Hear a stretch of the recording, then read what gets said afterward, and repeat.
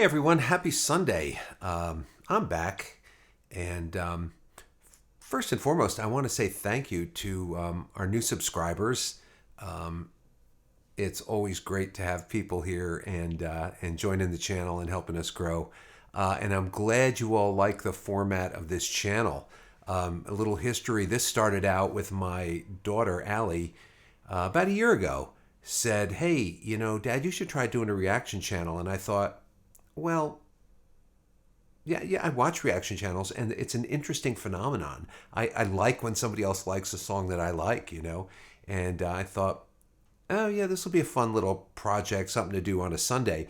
And we did the first one, and it just took off. So here we are doing it, and so I want to say thank you. It's been just a little over a year, and we just broke 12,000 subscribers. So I'm thrilled with that. Um, and for those of you who are wondering, no, I can't even think about quitting my day job. There's it's like, oh, you're doing pretty good with the channel. Yeah, it doesn't work like that. Although we do make money off the channel, but that's a tiny bit. But it's gratifying to know that at least it's making something. So thank you. Um, Also, I want to talk a little bit about the format that I prefer. And what I do is I'll listen to a song all the way through because personally, I think if you stop a song midway through to talk, you're doing a disservice to the composer. If you're listening to it, it's intended to be a work from beginning to end, and you're supposed to listen to it that way. So, that's what I do. So once I listen to it all the way through, then I'll stop and talk about it. And then if I want to go back and talk about things in the song and stop it here and there, then I'll do it after the fact. But being a musician, I don't want anybody talking halfway through the song. Listen, I play in bars a lot of times, and I mean, there's people talking and hanging. Sometimes there's a big screen TV on in back of you with the freaking game on, and all of a sudden everybody starts cheering, and you're thinking, oh cool, I guess they like that solo, and you realize, crap, it's the game. So I'm used to that, and as a musician, nobody wants that. So my feeling is to show respect for the music that I'm listening to. There have been a couple of times when I did stop the music halfway through, or sometimes even not even a quarter of the way through, because it was just so horrible. I couldn't listen to it. It was, I considered it really just not even worth my time. But there were only maybe two or three of those, and those were basically the pop stuff that's on the radio that's just not for me. Not for me, and I'm not the intended audience, so I'm not too worried about the fact that I didn't particularly care for it. I'm certainly not going to lie about it. But anyway, let's get talking about some of you out there. Let's see what we could do here. So I'm looking through here, and some of our newer people out here. I think Jester for Hire, terrific reaction. She's commenting about the Lola Young song "Messy." I loved that song. That was just such a great song. Ben JX. So yeah, I talk a lot about, sometimes like I'll have the video going along with the music, and I find it very distracting, because music is its own little art form, and a lot of times I find the video is just pulling my attention away from actually listening to the music. Um, so outrageous talking about Radiohead's "Burn the Witch," Jeff Canada, Radiohead, Old By Gamer. Some music you might want to react to. End Song, The Cure, from their recent album Songs from a Lost World. Okay. The Autumn Above, Bon Iver, Arctic Monkeys, The Car, and Atoms for Peace. Okay, I'll put those all on the list. Youngblood, a lot of people talking about Youngblood, and boy, that was a great surprise. I like that. Um, Reaction. BJW Nash, I think, reacting to the Paramore songs. We got a thumbs up there. Anyway, The Warning. Over this past year, it's been The Warning, Tool, Radiohead, Those have been the big winners. Aurora, Youngblood, Lola Young, Pulsiver, and then Arcade Fire. I mean, just so many bands that I've been listening to that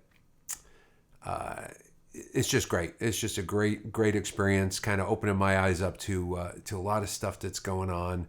I got to hear more of this Arcade Fire. Everybody's telling me The Suburbs. I need to listen to the whole album, so I'm going to get to do that. Everyone's telling me I have to react to Ghosts by Youngblood live at Hansa Studio. That sounds good.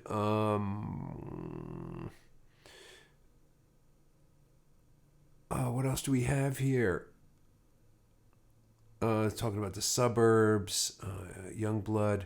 Look into Powell Osmolsky and his Devilhood remix album of live Radiohead songs remixed into full band versions. Cool. Just a lot of good ideas. A lot of great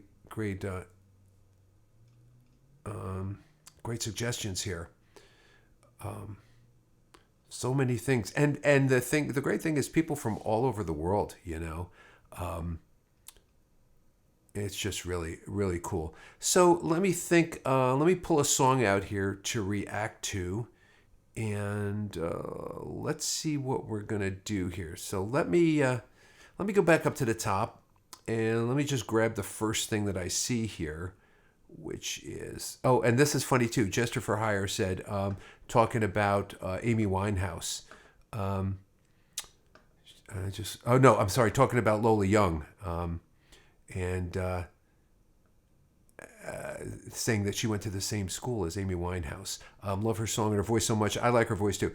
She has ADHD and is inspired by people in her life. Well, I think most of us who write music and are creative are pretty much ADHD, because a normal person would just go, nah, I don't have time for this. I need to get to work. I need to go to a real job. I can't sit here and daydream about music, so I don't find that surprising at all. So let's see, what's the first thing that I see here? I think I mentioned something, and if you guys are still with me, okay, Old Guy Gamer, End Song, The Cure from their recent album. And The Cure is a band that I didn't really listen to, because by the time all these bands came out, like in the 90s or whatever they came out, I was already married, had kids, and wasn't really listening to any new music at that point. I was still playing music, but I wasn't really listening to a lot of new stuff. And as I had said in a lot of other videos, the music didn't resonate with me because it didn't sound like the stuff I was used to. So I kind of just never listened to it. So I'm listening to it all now. So it's pretty cool. So I'll listen to this song. Let me pause for a second and get it queued up.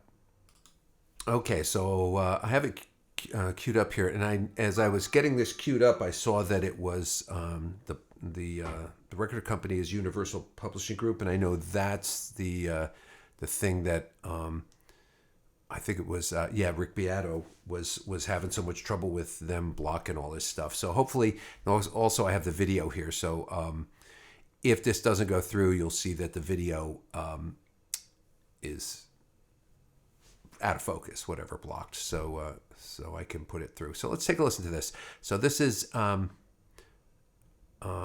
Song, right? Is that what this is? End Song, yes, Secure. Let me pull up the lyrics, and I may get a text here, because I'm actually recording with a buddy of mine who's in Indiana right now. So we're sending files back and forth, and he may have the drum track all done. Randy, I hope you're getting this done. So if you see me looking down at my phone, no disrespect to The Cure, just checking in. So let's take a listen.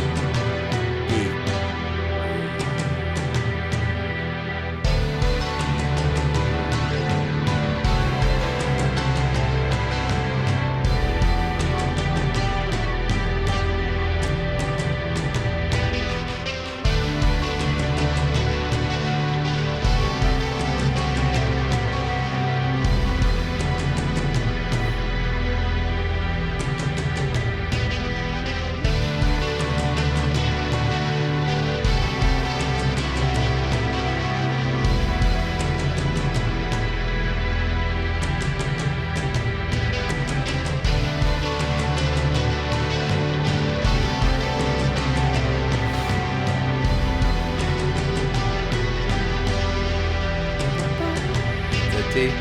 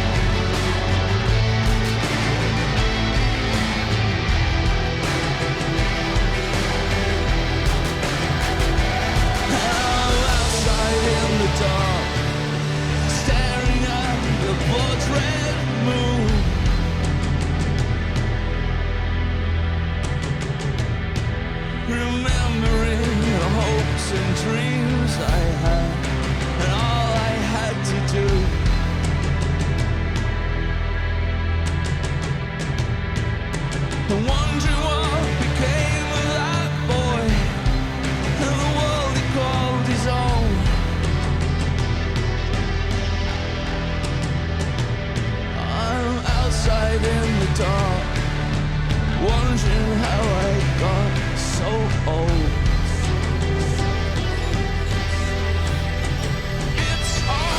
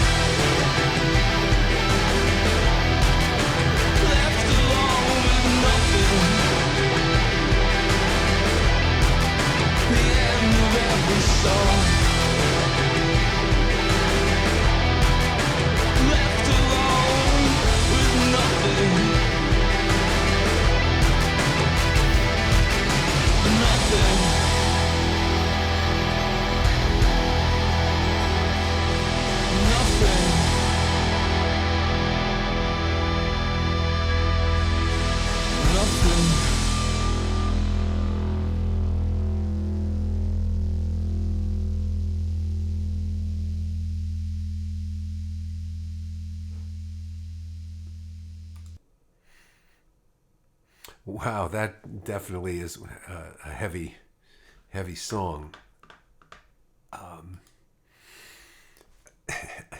Excuse me if I got to pause for a second. I'm still recuperating from COVID. Last week, I just, out of nowhere, man, just got smacked down with COVID. And today's the first day I'm feeling a little better, so I decided to do this. But I'm like fighting the urge to sneeze every once in a while. So, and no, you can't get COVID through the, you know. Yeah, so I don't know much about The Cure. I know the dude, the singer with the you know, like the kind of goth makeup on or whatever. What's this guy's name? Let's see. Let me get a little info here. And you know, it's funny. I've had a few. You know, every once in a while, someone will like criticize. You know, me and say, hey, you know, you should get all the information before you listen to a song, before you react to a song. And it's like that. No, that kind of like kills the idea of what I'm doing here. I kind of want to discover this stuff for the first time, and you know, what's the point if I go and find out everything about the band before I start listening to it? So who's in this band? Cure band members. Let's take a look. Robert Smith, that's the guy I'm talking about. Didn't they do the song that Adele covered?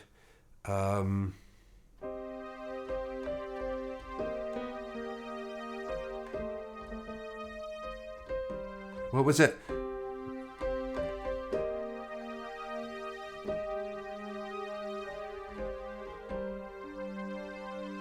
You know, whenever I'm alone with you, whatever. I think that was a Cure song. It's probably the only thing I think I know by them, and I probably know the Adele version more than I know their version. If I'm wrong, let me know. So this was interesting. So you know what this reminds me of? This reminds me of a Yes song. Well, it was one of their earlier albums, and it was kind of just this instrumental piece. It was called actually Worm, W-U with 2 dots over it, R-M, and it was at the end of Yours Is No Disgrace or Starship Trooper or one of those songs. It was around that time, and it was just 3 chords over and over and over, and it kept building in texture and building in intensity and building in complexity.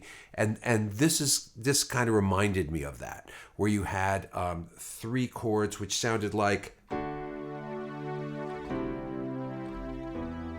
right, D, C to E minor. I'm going to check that out again, and then it went up to an F sharp. Oh, maybe to an A minor. To E minor, I think that's what it was. And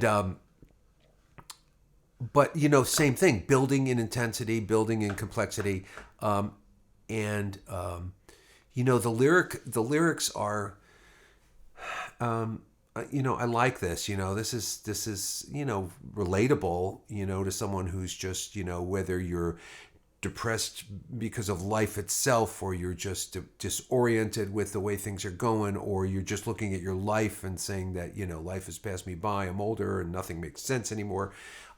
You know, it's relatable on a lot of different levels. I like it. I like the lyrics. I'm outside in the dark, staring at the blood red moon, remembering the hopes and dreams I had and all I had to do, wondering what became of that boy and the world he called his own. I'm outside in the dark, wondering how I got so old. Yeah, I can relate to that. It's all gone. Nothing left of what I loved. It's all gone. I love these last lines here. Left alone with nothing at the end of every song. I love that line. I love that. I mean, that to me, a lot of times when you're writing lyrics and you wanna, it's like telling a joke. You set people up, and I'm not. It's like that the idea that you set them up and then you surprise them with a little something that in the case of a joke, it's the twist, but it's the essence of the whole joke right there. It's that little twist you did. So this is the same idea where the lyrics are pretty straightforward, nice imagery, everything's good, and then left alone with nothing at the end of every song. That's the little metaphor that kind of just encapsulates the whole song. And when you see a line like that, it to me it kind of makes you think, oh wait, this is wisdom. This line is wisdom. The rest of it were just lines and telling me a story. But now here's this little nugget of wisdom, at the end of the song. And that's the thing that, for me, that I take with me after listening to this song, left alone with nothing at the end of every song. It's like, wow, wow. It's funny, as a musician, I've been playing my whole life, and I still am really busy playing all the time.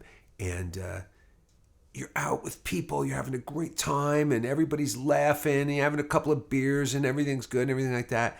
And then when you go home, it's quiet, and you're alone, and it's that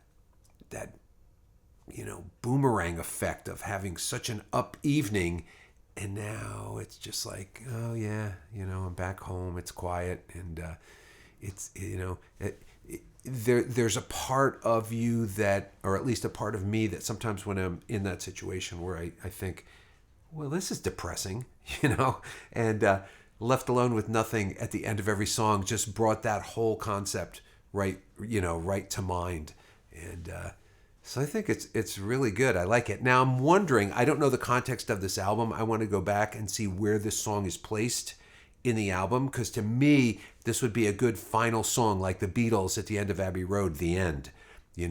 Dismiss that little Her Majesty's thing at the end. To me, that just ruined the whole thing. It's just like I used to pick the needle up before that part. It was like, oh, geez, Louise, what they do that for, But this is the song that would, in my mind, if you were pacing an album, this is maybe where you would want to end up a side of the album if it was vinyl, or the end of the whole thing if it was digital, whatever.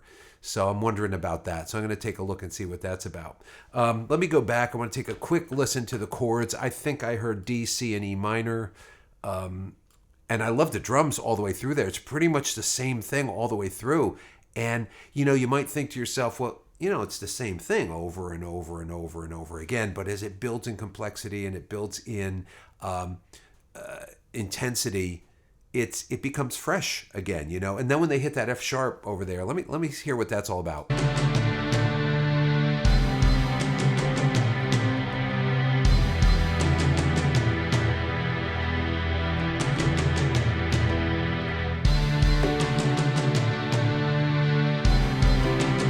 Well, is that a C major 7? It sounds like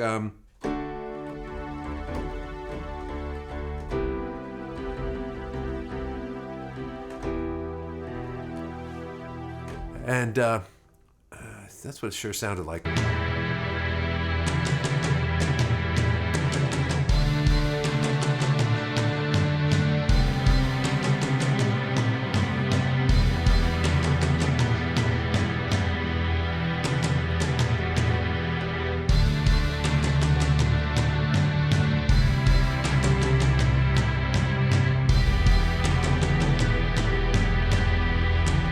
So yeah.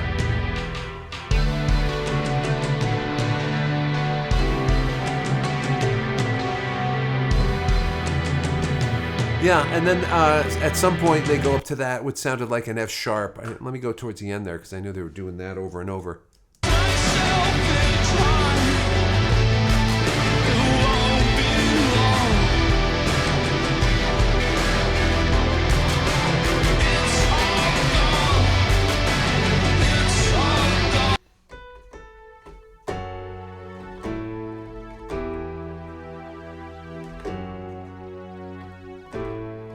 Yeah, yeah, yeah. Interesting. Interesting. So I like this. I like this. I wasn't sure what to think of The Cure because I didn't know anything about them. And I do hear, you hear, it's a funny thing you hear online sometimes, and this has been happening probably since the 90s, like people being snarky about other artists and like, putting down guys like Phil Collins and whatever. Phil Collins wrote a lot of damn hits. Good singer, whatever, he may have overdid it a little bit as far as being in the public eye, got to that point of oversaturation. And maybe that's kind of why people were kind of like getting a little snarky about, oh, Phil Collins, this and that. Now, the guy was talented guy, and I heard the kind of stuff like The Cure, like people will talk about like emo stuff or this or that and kind of, whatever. But it's music, man. It's music. It's all about communicating an emotional idea, from one person to another, painting this emotional picture. So, and this song certainly did it. Again, this is Universal Music Group. Hopefully, nothing will get blocked here, and we'll be able to get it out to you. In passing, also, I want to do another video on AI. I have really big concerns about Suno. And listen, if I wasn't a musician and I was able to go in and put a little prompt in and have this beautiful work come out, I would be thrilled. I get it. But as a guy, who kind of makes a living using DNA to create music, it's got me a little concerned. So I'm going to talk a little bit about that. I'll probably just do a little short video on that, just some random thoughts on what I'm thinking and really to kind of get your idea. Anyway, The Cure. This is from the new album, or the latest album released in 2024. The album's called Songs of a Lost World, The Cure. So I'm curious to hear the rest of this album. So that'll be coming up at some point. All right, guys, thanks. I'll see you soon.